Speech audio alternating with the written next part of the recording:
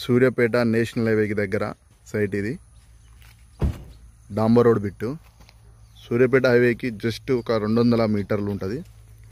Pure red soil మొత్తం భూమి. Road facing చాలా బాగుంది. Road facing pure red soil 3 acres bit.